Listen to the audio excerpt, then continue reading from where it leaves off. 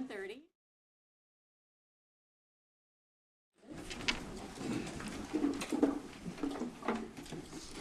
Pledge allegiance To the flag of the United States of America and to the republic for which it stands, one nation, under God, indivisible, with liberty and justice for all. We'll move right into recognition. Good evening, everybody. I've said it at many meetings. The recognition portion of the Board of Education meeting is my favorite time, and especially when we get to recognize students and staff at the same meeting. So please forgive me. I do have a lot to read, and there's a lot to celebrate for the individuals that are here tonight. I'm going to start with the Lebanon Middle School Connecticut Association of School Scholar recipients. When I say your name, if you wouldn't mind standing, and then I have some nice words from your building principal. So Aiden Patel is first. Hi, Aiden. Aiden is a dedicated honor student who consistently goes above and beyond in all academic endeavors. What truly sets him apart for this award is his generosity. He not only wants to meet his goals, but he wants to support others in meeting their goals as well. He's always the go-to student for others when they are struggling with an assignment. He is involved in math club, chorus, Lebanon Junior Honor Society, and volunteers with the fifth graders as a mentor. He is an upstander and a leader in the Lebanon Middle School community. Thank you, Aiden. Next is Natalie Pileski.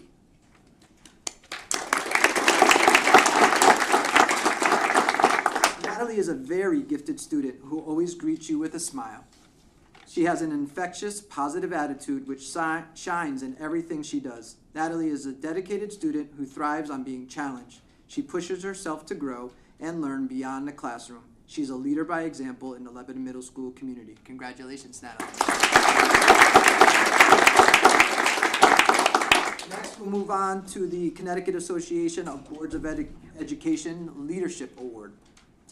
These are given to students who demonstrate a willingness to take on challenges, capable to make difficult decisions, who show concern for others, ability to work with others, a willingness to commit to a project, ability to understand issues clearly, and an ability to honor commitment. First, we're going to recognize Noah Coplin.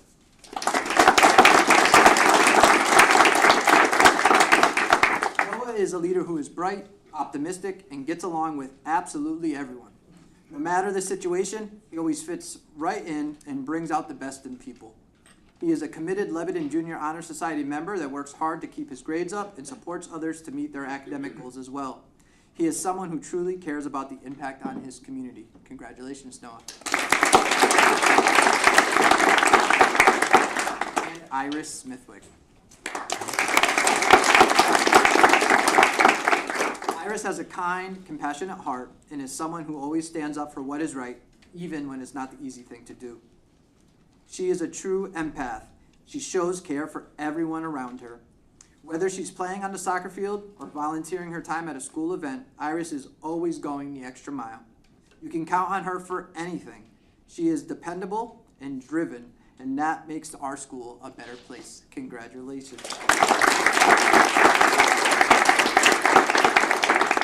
Now moving on to the Connecticut Association of Public Schools Superintendent Awards. And these awards are based on community service, service to others, academic prowess, and leadership service to the community. Our first recipient is Marley Salisbury.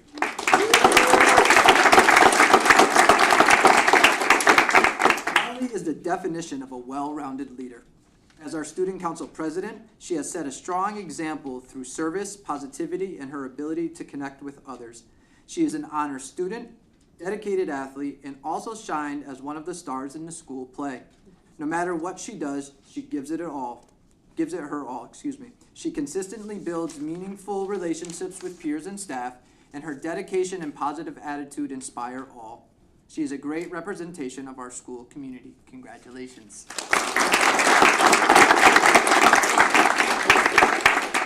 Last but not least, from the middle school, and Mr. Johnson has your actual awards, and we'd like you to gather in the atrium after we're done with everybody being recognized to take some pictures. We have Anthony Valvo. Anthony is someone who leads by example every day. He He's not one to put himself in the spotlight, but if you look closely, you'll see a strong leader with a huge heart. He truly cares about everyone that he meets. He is a dedicated honor student and athlete and takes pride in our school community. His kindness and empathy make a real difference here at LMS. Congratulations, Anthony.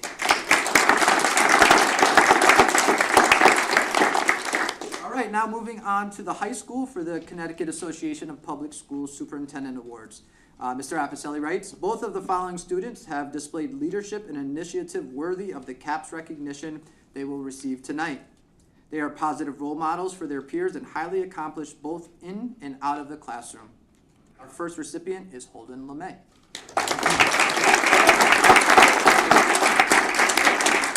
Holden is one of our outstanding members of the senior class. Holden has been a leader in all he's been a part of. He's a leader in the school as a model student athlete. He has taken 6 potential college credit earning classes and numerous honors level classes. He has played multiple sports, earning letters and displaying sportsmanship in class in all he has participated in. He's a member of the National Honor Society, the Tri-M Honor Society, and has participated in the Legally Blonde musical and performed in the contemporary ensemble for the past 2 years. Holden has really worked hard in his role as student representative on the Board of Education and has routinely surveyed and provided opportunities for student thoughts and voices to be heard. Thank you, Holden.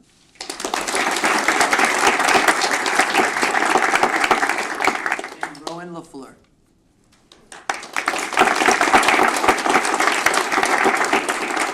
Rowan is another member of our senior class who has distinguished herself among her peers. Rowan is a member of our ASTE program and has also found time to take many honors level courses and potential college credit earning classes. Rowan was the class of 2025 president and part of the Tri-M Honor Society. Rowan also played on our volleyball team and was a member of the softball and tennis teams. Rowan really shined on the stage as a singer in our chorus and as a member of the contemporary ensemble and in the musical. She will be performing at the Lebanon Fair again this year along with the rest of the contemporary ensemble band. Rowan has sung the national anthem at multiple times at events for Lyman and in town. Congratulations, Rowan. And similarly for our high school students, Mr. Appicelli and Mrs. Mike have your awards and we'd love to give them to you and get a picture. All right.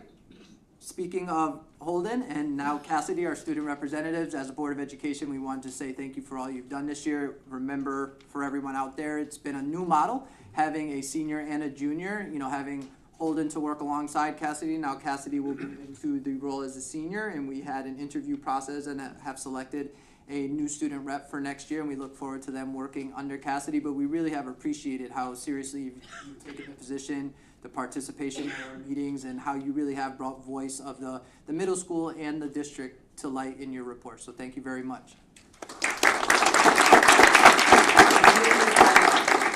Some chocolate. Holden, do you mind showing everybody what you got? Did you open it or you were going to wait till later? You want me to? Yeah, please.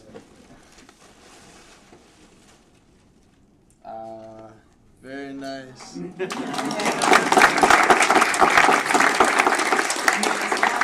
The Lyman Bulldog long sleeve glove. Thank you. Next year to you, Holden. Thank you very much. All right, now moving on to the district retirees. We do have a significant number of staff members who will be moving on to the next adventure in their life. We're very happy for them. They are going to be missed, and I'm going to do my best to highlight some of the things from their career. Same for our district staff. When you hear your name, if you wouldn't mind standing so you could be acknowledged while I read a few bullets to try to summarize some of the work you've done in our district. First is June Dunn.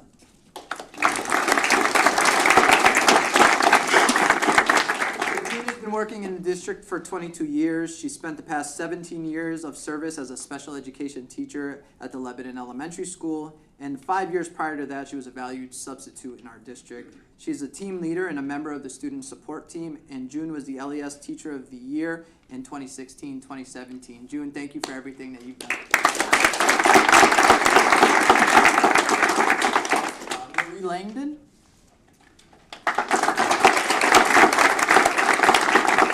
Marie was hired in 2001 and has spent 24 years as a reading teacher at LES. She is a member of the student support team, Big Brothers Big Sisters Committee, the Spirit Committee, and the Reading Committee at the elementary school in her time, and she was the Teacher of the Year in 2015-2016. Thank you for all you've done, Marie. Chris McLean.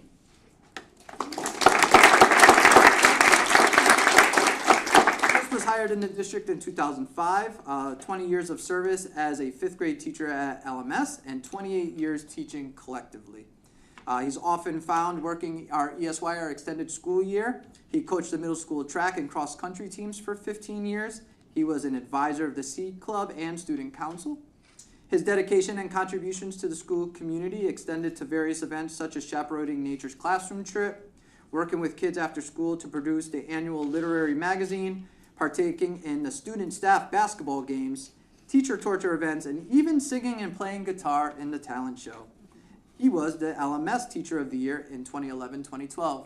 Thank you, Chris. Mark Morello.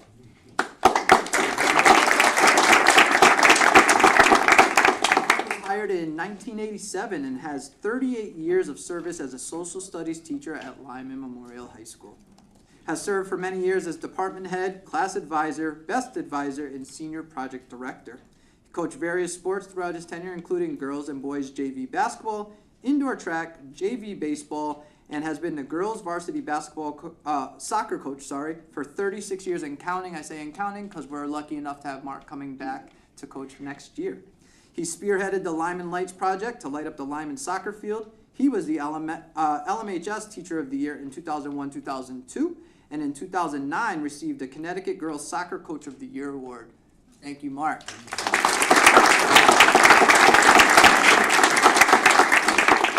And Noah Sad. I don't know if she is here, but we are going to recognize her. So she retired as a world language teacher in Lebanon in 2017 after 30 full years of service, but returned as a part-time French teacher and has been with us since 2017, and she says she's really retiring this time. She served in the part-time capacity for the additional 8 years and now is re-retiring. So congratulations to her and thank you. And somebody else who is not here but I do want to recognize is Keith Laporte.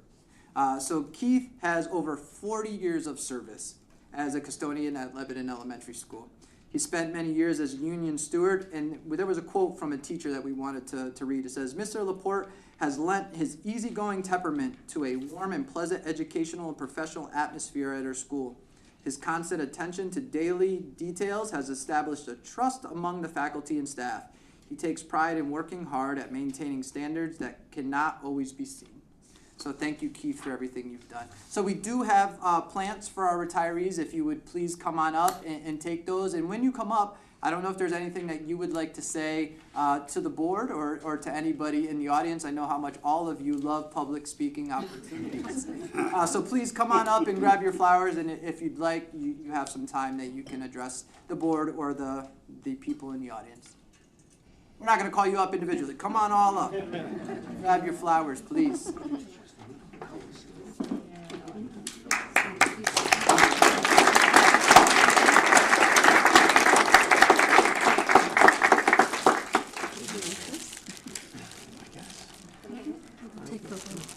I do have a few notes to address the board. Hi, Lily Langdon. It's been one of the joys of my life to teach the students of Lebanon reading because it's one of my joys. And I had 24 years. I was hoping for 25. I had one more year to go, and I was told I was going to 4th grade next year and learning new curriculum and setting up a new room. I said, I am going to retire, but I told all my administrators that I am going to apply for a reading tutor position next year so that I can still work with the lovely students of Lebanon. But thank you for your support.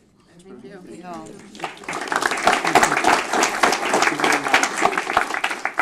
I just wanted to say thank you to everybody. I've enjoyed my time immensely in Lebanon. I went into it, later. I did a bunch of things. I stayed home with my kids. So I never had this, I got to hit this end mark of a number of years. I'm going to go as long as I can. And I just waited until I don't want to be that person that says, when is Mrs. Dunn going to retire? So I figured I had a student today who said to me, Mrs. Dunn, you're too young to retire. Aren't you like 40? I said, you're so close. Really close on that one. So and then in my room, if you ever visit, I have a project that I made when I was in 4th grade. And I still remember Mr. Van Antwerp, my teacher, And it's a picture of me as a baby. It says, as I was, and then as I am now, and it's a picture of me when I was 10 years old. And it's a picture as I hope to be, and it's a picture of me drawn in crayon, standing at a desk with an alphabet strip above my head. Which, if you know elementary school, you always have that alphabet strip above your head. So I guess I achieved my dream that I had when I was 10, so I couldn't be I guess happier. you owe us 26 more years. Thank you.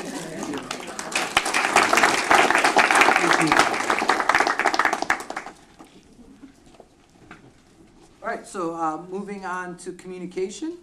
And then again, please take some time to take some pictures and stuff in the atrium.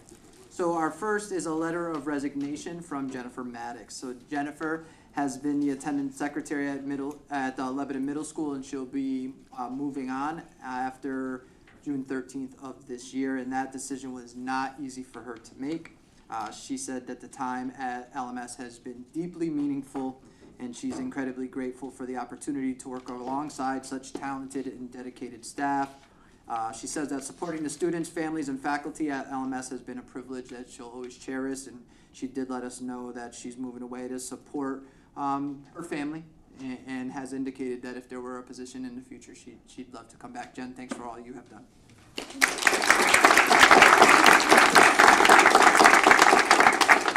We moved by this one, but we did already talk about Joanne, that she will not be returning next year. She did put it officially in writing, and she's really retiring now, but we do wish her all the best as well.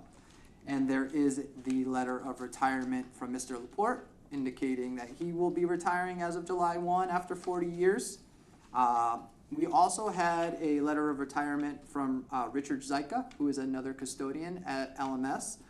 He's been at LMS for 19 years and says it's been a pleasure to be a part of the Lebanon Public School team. He's looking forward to his retirement. We were talking yesterday. He's looking forward to doing some fishing and golfing, he told me. But he wants to extend his gratitude to everyone for the wonderful workplace that he's been a part of. That one is not effective until December 1st of 2025. And then Marie came up and shared her sentiments with you all. She'll be retiring as the reading interventionist, and that change into 4th grade was not something that she was looking forward to doing, but we're hopeful that the potential for her to come back and give in a different capacity is still there. So that's it for the resignations and retirements. And the last thing that I have is to highlight a community member.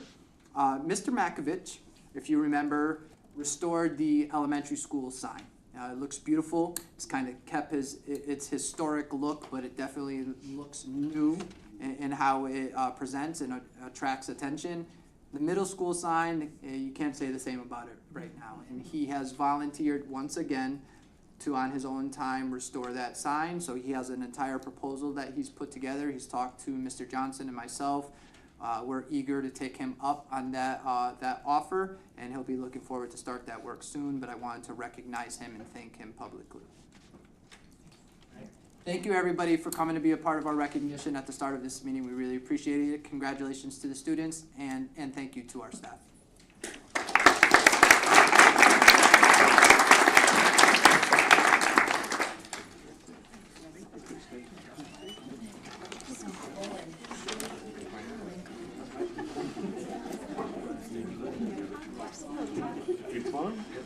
I'll take them. I'll take them.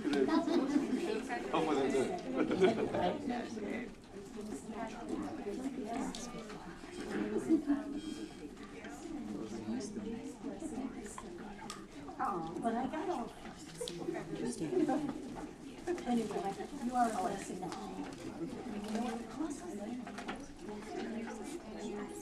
Okay, so. She's a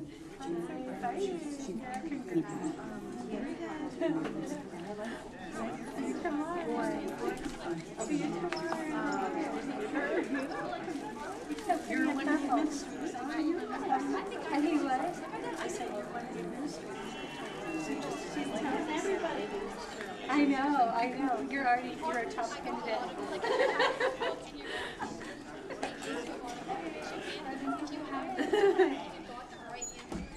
So funny that all those middle school kids that in 4th grade student leaders. We will keep moving on. No, The next item on the agenda is public participation in accordance with Board Bylaw 9011. Public participation is allotted a total of 30 minutes. Each community member is allowed 2 minutes. Is there any member of the community who would like to make a public comment?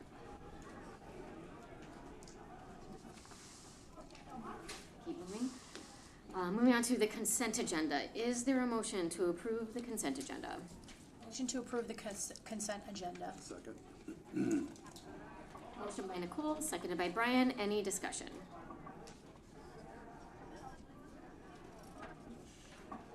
All those in favor, please raise your hand. And that is unanimous.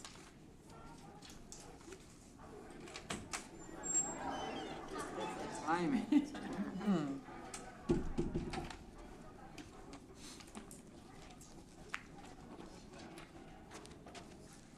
We will ready move on to the student representatives report. Okay.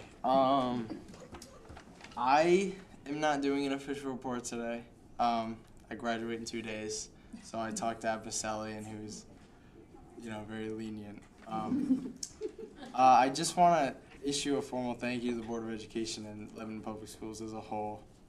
I thank you guys for this opportunity, for letting me bring new insight and ideas to the student representative report all year long, and doing whatever me and Cassidy come up with, letting us just bring it to you, and whatever it may have been.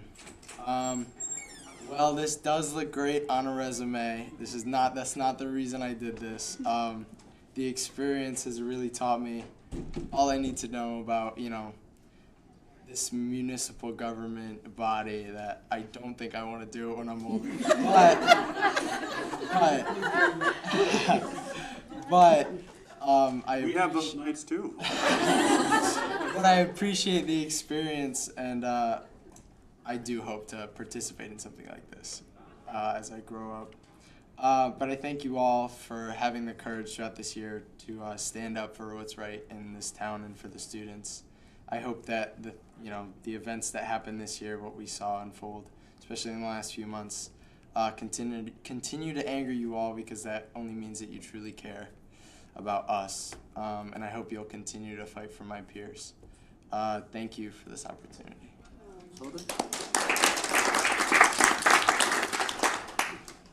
I have the formal student report this year. So since we're at the end of the year, we're just gonna do a report on what's been happening recently. We had Mace Fest, that was pretty awesome this year. Everyone seemed to have a good time. Holden and his bandmates played during the later hours. The Creative Arts Assembly was really good too. Most students said that they felt like it was more of a concert, which they liked more.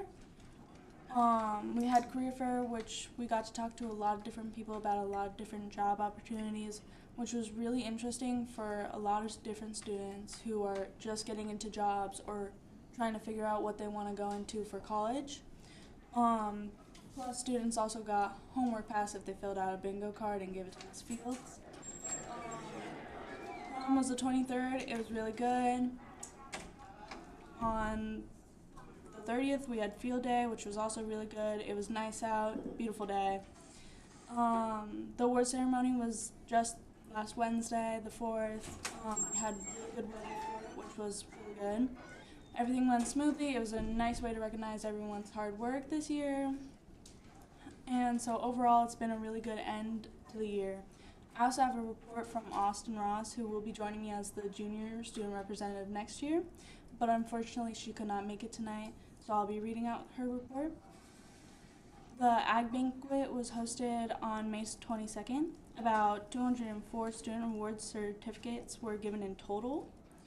About 128 CDE awards were given in total. 11 Ag Department Senior Awards, 4 Student Choice Awards, 4 Chapter Scholar Awards, 4 Chapter Star Awards, 4 Junior Officer Awards, 18 Green Hand degrees, 12 Chapter degrees, 11 State degrees, 4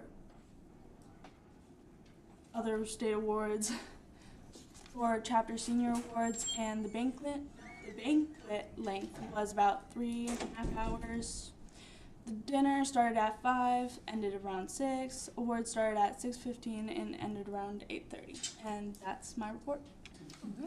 If it's okay with the board, I'd like to allow them to head out a little bit early, but before they go, hold it, I'm trying to twist your arm, but maybe 20 years down the road, that could be my boss. Food for thought. Promises. Have a good night. You guys. Reports of committees. Ryan, policy. Policy did not meet. We've got, you may recall, we got a few second readings tonight that we needed to get through so that we can get those done for the next school year. We've gotten a repeal policy, and the other two policies are brand new statutory language. That's brand new statutory language. So, first reads. Any questions for Brian? Danelle, strategic plan curriculum. We met this evening, and I have a massive report summary here to write up for the next packet, but in short, we got some updates and recognition on the new reading program. Very exciting. Our school will be featured and was selected to be in the promotional videos for the SAVIS curriculum program. We'll be seeing that in the future.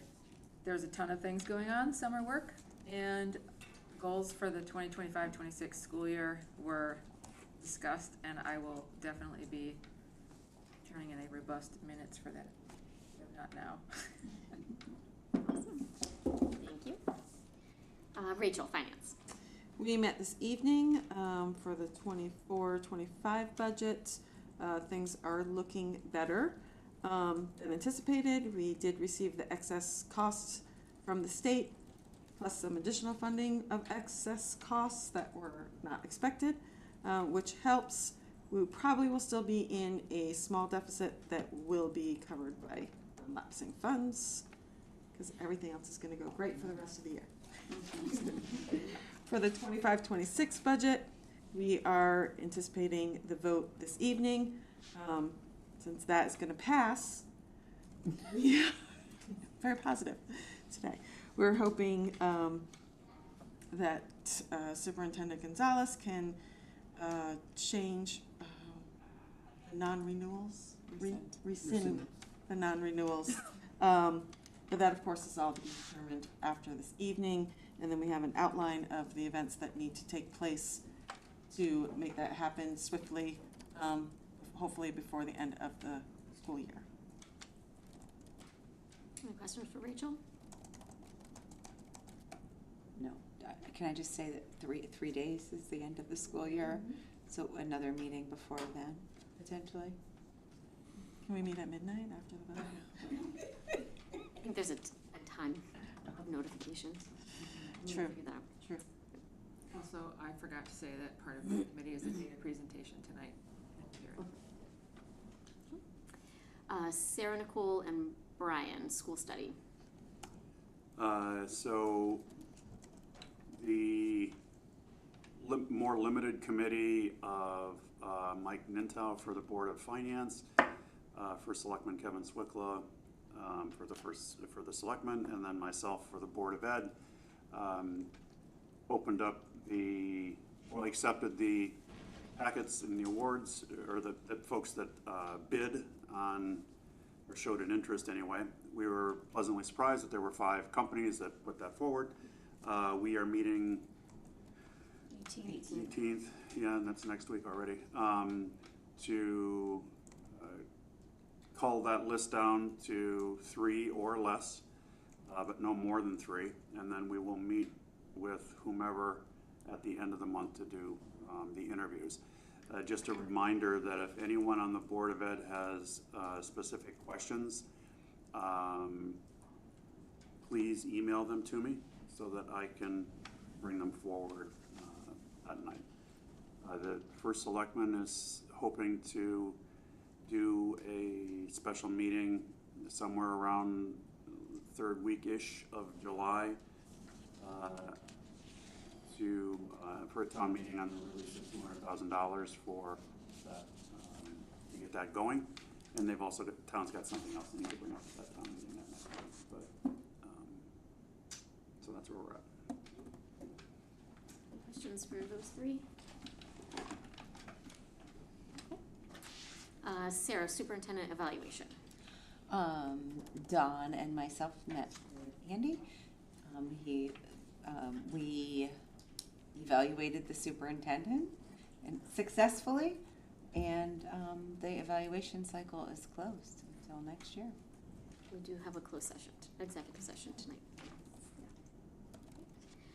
Dawn J, safety and security. I have no report. Alexis, negotiations. No report. Sherry, climate, culture, and enrollment. No report, but I have an understanding that we will be meeting in August. Chelsea will be putting us on schedule for August. Nicole, facilities. So facilities is having a walkthrough on June 20th. Originally it was scheduled for 2 p.m. It is now been hopefully rescheduled to 8:30 because I believe the morning works well with both people. And anyone is welcome to attend the walkthrough, but that will be counted as a facilities meeting.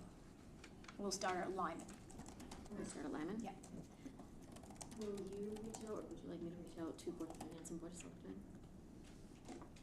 Either. Either way, we'll figure it out. Somebody will be reaching out. Any questions for Nicole? EastCon remains vacant, and then governance met on Thursday last week. No. Traditionally in July we have a board retreat. We have decided not to have that this year. The board retreat usually includes a training on board roles and responsibilities, but recognizing the November election, and also the fact that Connecticut has a statute that requires new board member training. We are going to book time with Shipman and Goodwin to come either in November or December. And the second part of the retreat is to discuss the district goals. And so for this July, we would have talked about the 2025-2026 district goals. Instead, we are going to start that process online.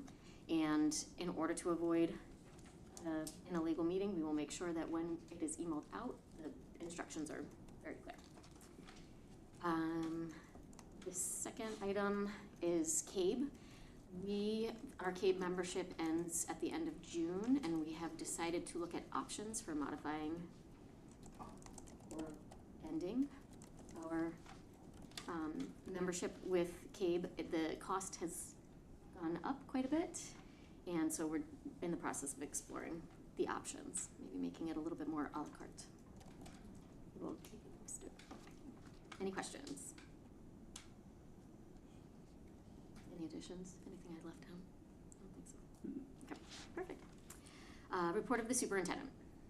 Okay, so the 25-26 budget update, there's not much to update you all at this point. I'm just kind of reminding, the board had approved a 6.42% increase.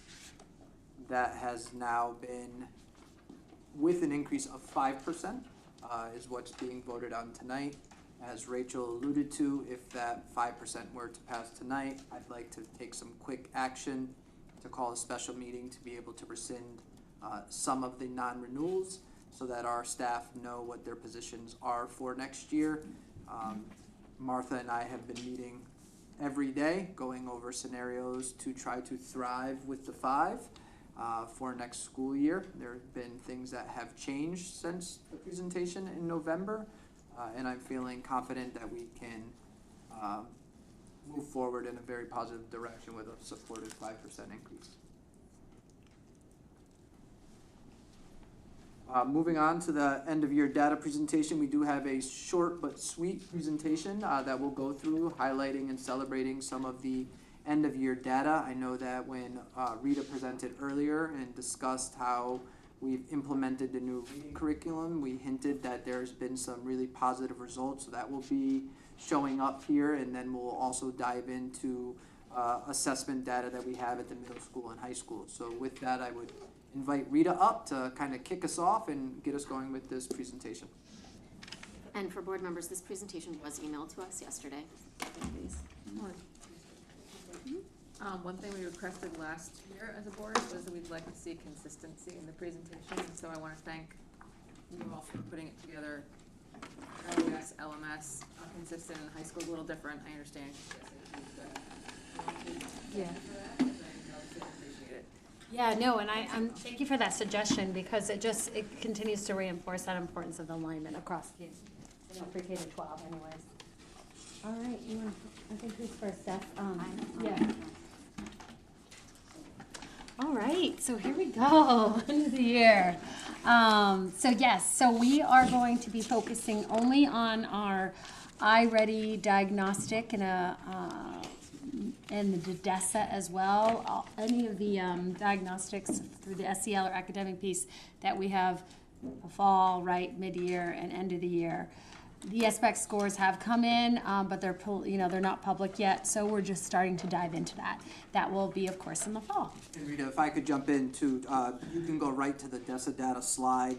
Yep. We have left our Lebanon Board of Education goals on there. We've left our district goals, just kind of as a reminder that that through line remained consistent all year. We try to come back as a district administrative team and ground our work based on what's in our strategic plan, what are our overall district goals, how does that connect to our Board of Education goals, and then how is that funneling down into the schools, so to the best of that.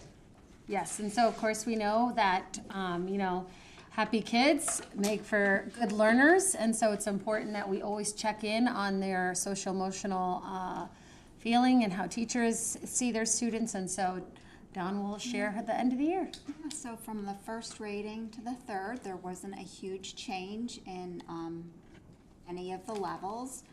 It's nice to see that the strength grew. The next slide, this is always my favorite slide because it shows where the students started at. So we had 61 students who were in need for instruction, and of those 61, 21 moved out. And then we also had 561 students at typical, and 114 moved to strength. So that shows where our green grew in that first slide. And then there's the last slide.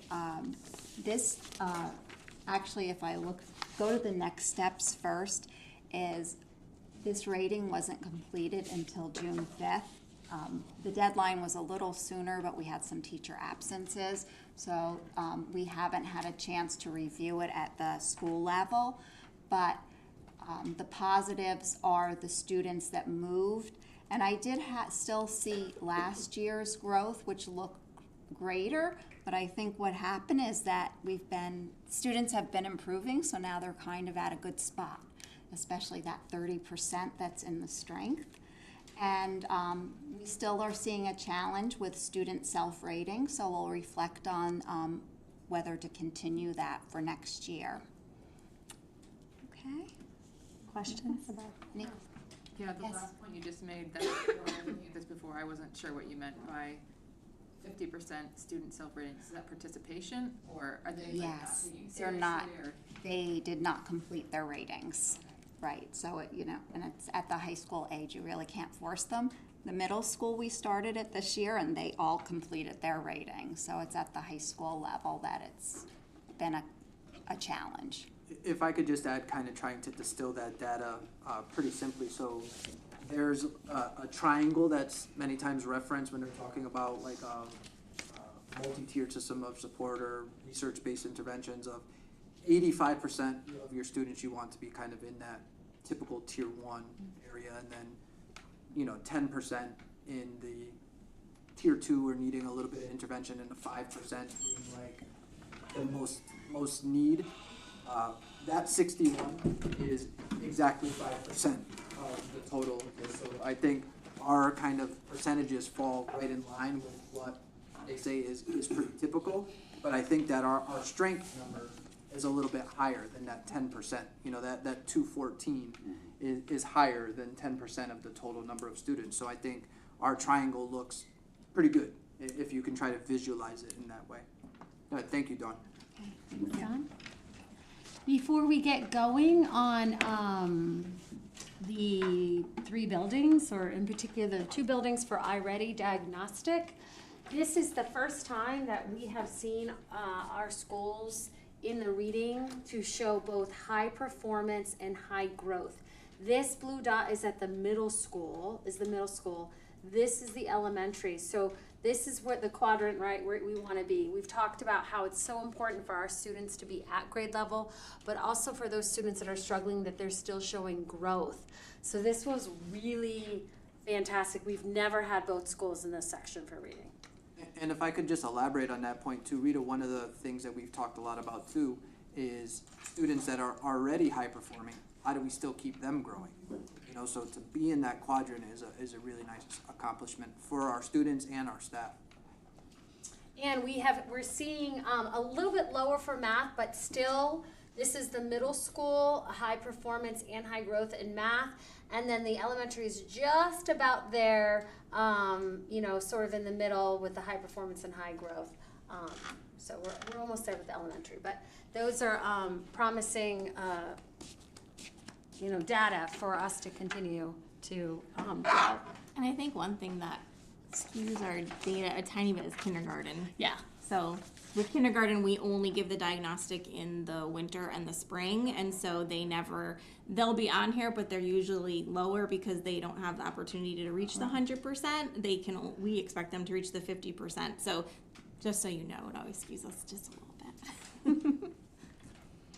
We're so happy to be here tonight to talk a little bit about the data, especially since we have the new programs too that we've been talking about this evening. So starting with the DIBELS data too, so remember this is these are the reading assessments that the state has advised that we give, but we use this data in lots of different ways. It helps us identify students that need further intervention. It helps us plan for effective interventions and progress monitoring, and we love this tool too along the way. And as you can see too, our students are crushing it along the way too with our reading assessments, so we have some really nice growth across the grade levels. And this is our iReady school data for the whole year, reading and math, and again across the board. Third grade and up, we had huge progress. In fourth grade, we were right around the same for reading, and then huge growth in math. And then as a whole, you can see we went from 32% to 75% throughout the year for reading, and from 15 to 67 in math, which is huge growth. I think almost every single grade level met their 100% growth. And the grades that didn't are like, we want it, why? And we've been like already following up with like iReady, like why were we only at 88? And they're like, that was great. But teachers are really excited and want to see that progress 100% for all students. So along the way, we really emphasize this, as Mr. Gonzalez just said too, that we want to see that growth, and we want to see that growth for all students, whether if you're starting here or if you're starting here. We want to see that 50% growth mid-year and 100% towards the end too. So these are our figures for growth along the way for math and ELA. In kindergarten, we expect the 50% right now because they only take it twice. And this is the same information, just in a picture from iReady and a visual, and then for math. And this was our big celebration too for our staff, because that's the first time our school was able to see that 100% growth for each of those ELA for math too. So we're really happy for that celebration. So some of our positives are directly related to our new reading program. So we have all students in grades K to 4 researching. I mean, our kindergartners are researching weather and seasons. They're writing new genres that they've never written before, like historical fiction. And every single student has access to grade level text, no matter what grade that they're in. Our K-2 students are receiving daily instruction in phonics using that science of reading approach through our new program, Magnetic Reading. We've seen huge gains with our phonics skills. You could see with our DIBELS, the nonsense word reading in kindergarten, that's just being able to read 3-letter words. We went from 2% to 70% of our students are reading, which is amazing in kindergarten. That universal screener is helping us to identify those early deficits. So like, for example, This year, we identified 18 kindergartners at the beginning of the year based on dibbles that might need some extra support. By mid-year, cut that in half. So like we're able to identify early who students who might need some support. And like Jess said, we had our highest math data since implementation of iReady Classroom, which was exciting. Going on to challenges, along the way we want to take a closer look at our writing units. We recently had a PLC where we took a closer look at the science of writing too, and we had a great conversations with our teachers. They really seemed excited to talk about writing and making that a target. It was kind of a jump start to some of the conversations that we'll continue to have next year with an emphasis on writing too. Again, targeting small group instruction, because that's really where we can do that really targeted intervention. So that's something that we'll continue to work at and make improvements in. We're continuously looking at those next steps. So the math unit data, we're going to continue to look at, analyze that data so we can have those reteaching groups and so forth. We'll be utilizing the MyView literacy for our 4th grade spelling and grammar. We did use it in 3rd grade and saw some nice results with that, so we'd like to incorporate that for 4th grade next year. And then more frequent use of the pathway, the iReady pathway would be for all of our students, so that will be one of our next steps. And continued professional learning. Rita earlier this evening talked a lot about the PD that we hope to implement next year. I have a quick question. You mentioned science of writing. Is that included in the SAVIS at all? Yes. Yes. Programs based on that. Okay, good. And out of curiosity, why such a huge jump in kindergarten? From the nonsense to the, I mean, that's an enormous. Our program, our phonics program. Well, and I was just gonna ask if it was part and parcel to do Yeah. with the phonics program. Yeah, I think a combination of, we have that universal screener, so we have that information on the data from the beginning of the year to be proactive, to provide any support, and then between the phonics, right, catch them early, and between we do a push-in model, which has worked great too, and our phonics program, between the phonics, which is just very structured, and then the MyView literacy, like they're getting so much more than they've ever gotten before. We had just a homegrown curriculum, and really kindergarten didn't have much of like a reading. It was, kind of a hodgepodge. So now we have that nice vertical alignment, and the kids are responding for sure. That has to be huge. I'd be curious to see the out years now. Yeah, that's what we were saying. Exactly. I was just gonna jump in, if the team doesn't mind, that it's hard to be patient, and we wanna see results, across the board on all of our data points, including Smarter Balance. But we have been really systematic about how we've selected programs, how we've supported the implementation of the programs. We're starting to see early signs of improvements, and we hope that will continue. That's what we've talked about, that momentum and carrying that forward. So, we're positive about what we might see in the future. We've seen we've seen a direct correlation with 2 really key things with grade levels that have done the best. One is the team approach. So every teacher, whether you teach in particular, say my middle school science, social studies, everyone has a buy-in into the ELA, into the math aspect. Everybody they're having conversations, like Eric and I just had a conversation with social studies about where can they put their writing pieces into the social study, where's the claims that they can put, and then the incentives and all that. It's like a team approach. And the other piece is the teachers that truly follow this program have gotten the best results, like hands-on. And we know that for a fact through our walkthroughs. We know that, and if we had even the SAVIS people coming in through. We know that from our peer-to-peer conversations, our pilot people who obviously bought into the program the best. Those are, you can see it. So next year will be a continuation of, being very clear that summer work is going to be focused on, these are the things you will be doing, because the data is directly correlating with it.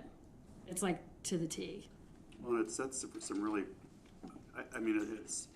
it's wonderful to see that growth, you know, even incremental. I mean, it doesn't have to be 70% worth, but that incremental growth should, I mean, I would think is huge. I mean, that's how we grow, you know, and if I wasn't getting those results, I'd have to be looking inward going, well, all right, Yeah. you know. And I think it was so successful too because, you know, Jess and Rita supported the professional learning for teachers. So we met with the consultant and there was follow through, and we did a lot of work in between as well. And just that release time for professional learning was huge. It wasn't like, here you go, it's time to do this. It was a constant, and we already have a plan for next year to continue that because it takes multiple years. Right. Yeah, and I think seeing, you know, if you walked into the beginning, they're looking at the teacher guide, okay, and now we're gonna, and so I think one of the things, once the preliminary results started showing and we started having more peer-to-peer observations with the teachers who started feeling comfortable with that, seeing like that you could still be, I think one of the hardest challenges we had to overcome in the beginning was, oh, now we're all going to be teaching the same. Like, great, like where's our personality going to come through? And once they got over that's not, you still are you. You can be silly and, you know, do your thing. You just have to stick to these routines and these structures because the kids absolutely thrive on it. They have to have it. There's like, they know they know, oh, today's our close read day. It's like they know it. And so they're engaged and ready to go. And so once that was very clear, and the data started showing, it just kind of trickled out.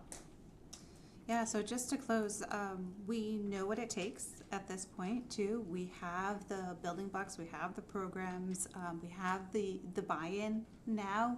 We've seen the results, and now it's room to grow, and we've talked about that earlier this evening as well. It's time to move on and continuously make those improvements. So we're in a good spot. I'm excited about hearing that they're writing in science and social studies classes. Are they using the same rubric that they use in language arts with the other subjects for the students, so that the expectations are consistent? They're using the same questioning. They're using similar graphic organizers. Every rubric changes depending on the genre, on the content of and the writing. genre. Yeah. But it's the same. It's standards based. Yeah, standards based. Okay, good. Yeah. I'm also looking at your challenges and next steps, and they all look good. I think another challenge is to figure out how to put those next steps in without cutting something else out. Like, where's the give and take for doing these extra things, and figuring out which works best, and something's going to have to give a little bit, and that's another challenge to figure out. You don't want to suddenly see a dip somewhere else. But I think too with these programs, while they are maybe more scripted than some would like, or structured if you want to look at it that way, they do promote efficiency. So maybe we can do more than we ever have because we're being more efficient in how we're doing it. Right, like challenges, writing units. Well, you could write about something that you're already doing, but you're doing it within this program. Yeah, and I think too, you know, if you think about it, for the elementary school, we had new phonics, new reading, new writing, and so Play-based learning. and play-based learning. That's So not too far removed. right, Yeah, and so the writing piece is not, I would say, as structured as the reading. Like, it's part of the Savas program, so that was the area which the consultant said is very common. Like, and everyone in the other Savas groups were like, yeah, the writing's a struggle. So now it's like, okay, we have the reading down, we're going to continue that, but we can focus on the writing. And then the small groups, when you're doing a new program, you can't fit it all in. There's a whole small group component to this program, and it's just year one. So now it's like, okay, what's year two? And that's one thing we liked about Savas. It was like, we could see it being a multi-year rollout, you know, a little bit at a time, getting better and better as we go. So we're seeing it play out the way that we anticipated. Well, that's good. Yes. Thank you. Yeah. Thank you. And LMS, Chad's here. We want to note that Erica, the instructional coach, of course, that you guys have known, she was also a big part of these slides. Could not make it tonight, but she definitely put her input and her ideas in here as well. She did it all. I'm just the representative. So you're looking at our iReady data from fall to spring, just like the elementary schools. So each of the grade levels went up.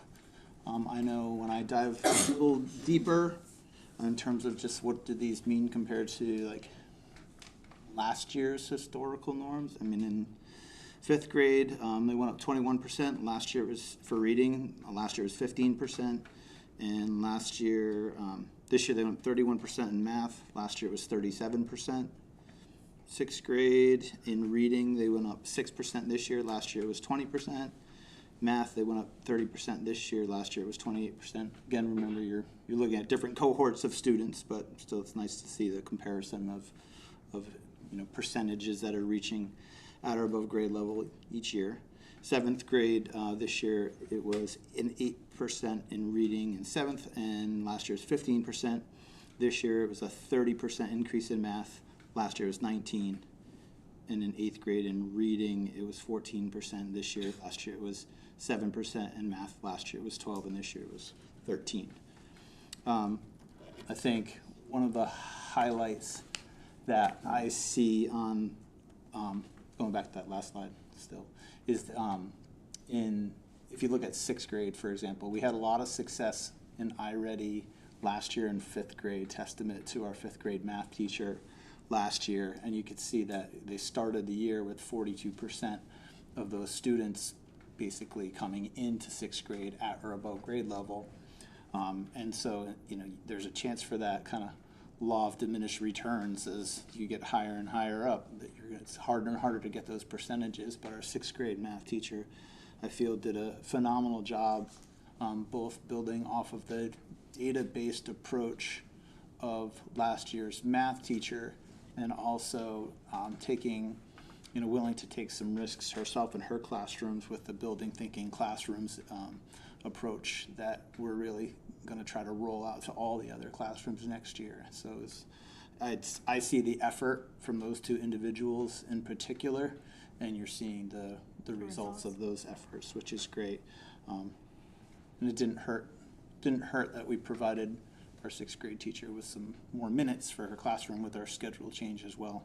These iReady lessons are designed to be 60-minute lessons, and we were trying to fit them into a 45-minute hole. So we're not doing that anymore in sixth grade, which is good. In eighth grade, we are still. So we're still trying to fit iReady lessons into a 45-minute period, which is a little difficult because they have the added period with Spanish. So that'll always be a little bit of a challenge, at least with the current iteration of our schedule that we have. And this is the one that just always confuses everybody in terms of the percentage towards goal. You can see everybody was made more than the 100% with the exception of eighth grade, which certainly stands out. And we have to mention student efficacy in eighth grade for sure, especially at the end of the year. I know I personally and unfortunately had to address or teachers addressed certain students who just like to do the old click, click, click, click, I don't care, click, click, click, click, click. So when you're dealing with a median, that's going to drag you down. These are just the visual pictures of the same thing. Yeah, as a whole. So as a whole, school and reading, 159% was the median, and in math it was 129. So all grades 5 and 8 saw gains from fall to winter, both in math and in reading. You just saw the medians for both math and reading, so I won't repeat there. 61% of all students are on or above grade level in math, and 59% of all students are at or above in reading. So just looking ahead to challenges, trying to build off of some of that work that we've seen in math in 5th and 6th as that cohort transitions now into 7th. We haven't completed the schedule for 7th grade math, but with that number of kids, it's looking like we're probably going to run 2 sections of accelerated math for grade 7, which is a good problem to have. And I already mentioned kind of that 45-minute quandary for ELA and math. The other thing I would mention is one of the big things that I'm looking forward to seeing is how these results look as part of our inclusion initiative with our special education students, but I haven't had the chance to disaggregate the data. The students literally just finished the rest of their math makeups today, but that's something I'll be diving into a little bit deeper. I know in terms of like our multilingual learners, like they performed off the charts this year, and were embedded into their gen ed setting with their with their peers. So I'm hoping, anecdotally, have already heard some great stories about some of our students who have jumped like multiple grade levels with this inclusion initiative. So look forward to sharing that with you. But building thinking classrooms is something that we're going to work on and bring into all of our math teachers next year. And we're going to look to our social studies and science classes and 7th and particularly the 8th grade as opportunities where we can kind of fill in that kind of missing 15 minutes that they're getting with only those 45-minute classes. A little bit more math in the science, a little bit more writing in the social studies, a little bit more interdisciplinary nature moving forward.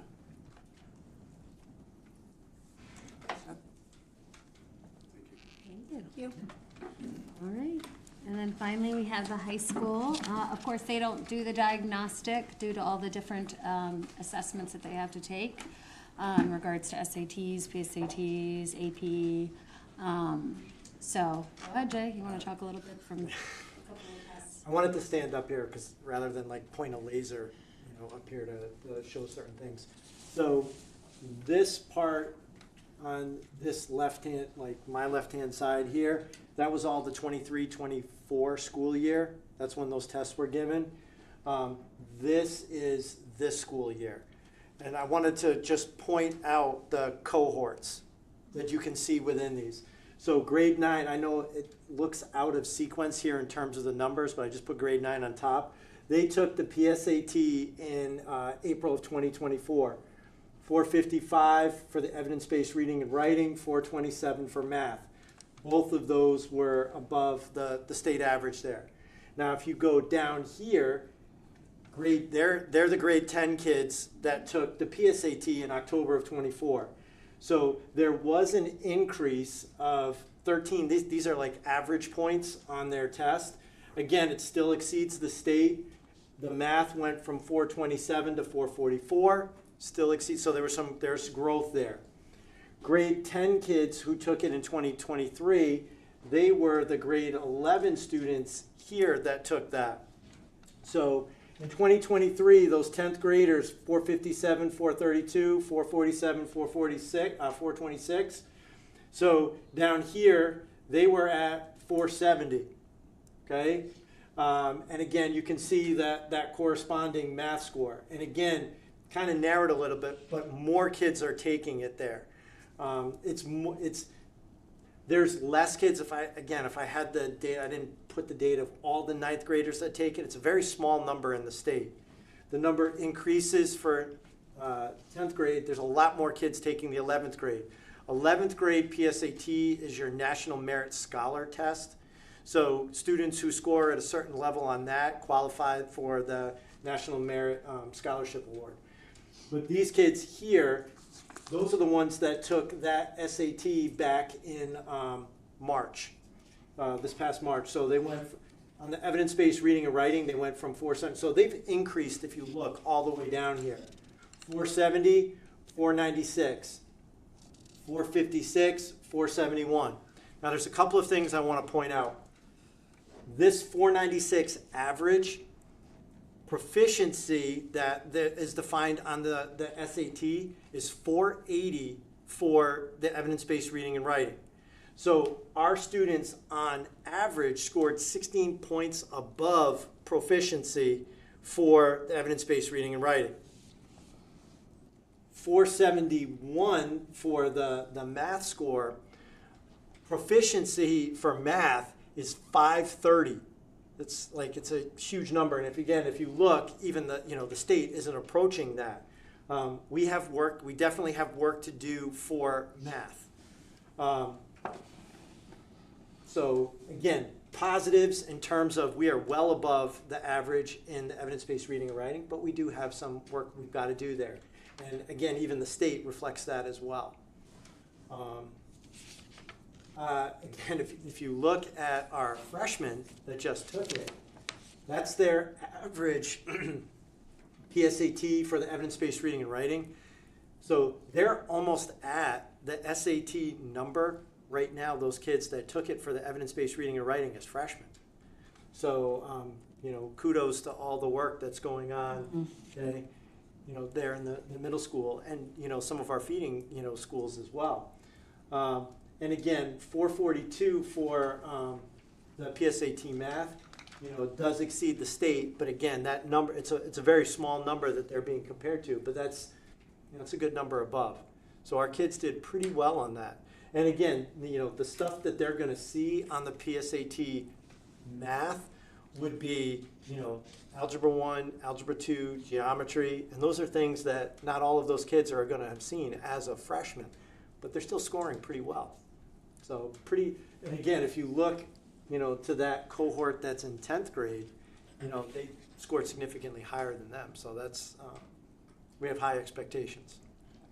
Jay, I'll just add to that, that if you look at that data, the 9th graders come in and they've never had the PSAT before, so we get them ready. We psych them up, we go into classrooms, do what we can, and their scores are fairly well. In 10th grade, they take it again.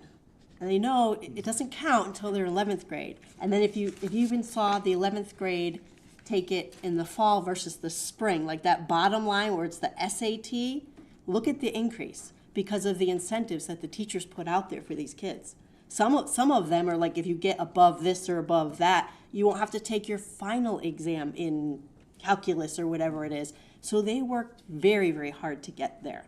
And again, these are all of our children that take this. And because we have such a small population of 80-something children, it's a huge percentage, you know, either way on the spectrum. So just the way it's all calculated, but it's interesting anyway. So these are some positives which Jay pointed out, but overall the 9th grade increased by the 25 in both the reading and the math portion. And the 11th grade increased by 5 points in the writing and then the 9 in the math section of the SAT. Some challenges, Jay already pointed it out in the math section, but also we have moved this year more towards that student-centered lessons and activities at the high school. So we're not teaching to the test, if you will. We're doing different types of things, so we're going to work on that this year.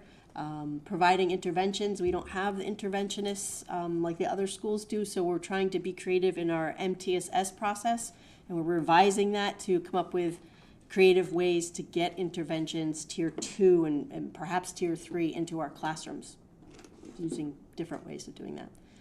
And then the last bullet there, on the average we improved math, but we certainly still lag, like Ms. Dropselli already pointed out. Next steps, increase exposure by doing the IABs and the focused IABs, which get us to the not only the SAT but the NGSS testing as well, which we're focusing on. And I already mentioned the MTSS modifications to that committee. We have a great group of teachers, strong group of teachers on that committee that are working with us to improve that process, to catch the kids, you know, maybe before they're failing, before they need to perhaps go into like a special ed type of route. And then always working with Rita to encourage the staff to get the PD that they need for their personal growth that will positively affect our children. That's it. Question. So on the positive slide, so you're saying the 9th grade students increased scores by 25 points. You're comparing 2 different cohorts of 9th graders. It's not that those kids improved. It's that the 9th grade overall. Overall, yeah. 2 different cohorts. Two different cohorts. The same thing with 11th grade? It says 11th grade students increase their score by 5 Do you want to points. just Go ahead.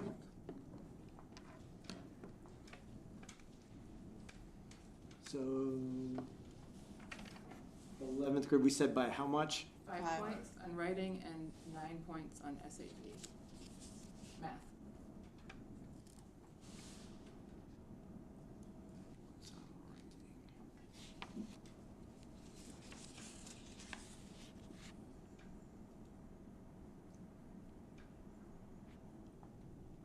Not sure about that. I'm not sure where that one came in. I mean, the 11th grade from PSAT to SAT, the average score increased, you know, the average was a 26%, not 26%, 26 average point increase, and it was 15 average points on the math from PSAT to SAT. I don't know, that might have been, That might just be an error, because it Yeah. looks like it's even more than that. yeah, right? it is. Okay. Yeah, I just had a question about the ninth grade, but you said it, so it's. Any questions? Thanks, everybody. Thank you. Thank you. Thank you. Finance reports. Yeah, so I'll just call to the attention of the board, something that we've been talking about since back in the fall. We had some significant unbudgeted expenses, specifically with tuition and transportation. You can see down in the 560 line, school tuition, that we have a deficit in that particular area of $240,000. That coupled with some of the projections that were off with electricity had moved us into freeze situations very early on in the year. We've worked hard to control our spending and be very fiscally responsible. And as we discussed in the finance subcommittee, we are still projecting a deficit, but looking to have that deficit be under the amount that could be covered by our non-lapsing account. Granted, we still have some time left in the year. We're going to continue to be careful, but we're feeling more confident about not needing to ask for an additional appropriation than we have in previous meetings. Any questions?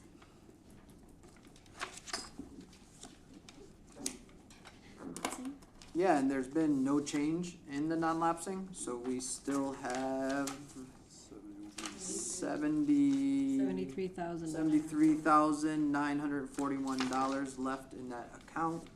You know, we have fingers and everything else crossed that we don't have any emergencies that require us to go there, because we plan to go there to help cover the deficit that we're facing right now.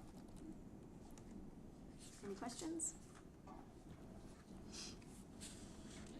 Can you hang there, Martha, just in case with the Chartwell stuff? Thank you. We have a first reading, new business. So this particular one is a first reading of repealing policy 1015, because it is held in several other places, mentioned several other places and several other policies. Shipman, it was duplicative and confusing, so and unnecessary. So anyway, it's first reading. We'll take action on this one and vote on this one.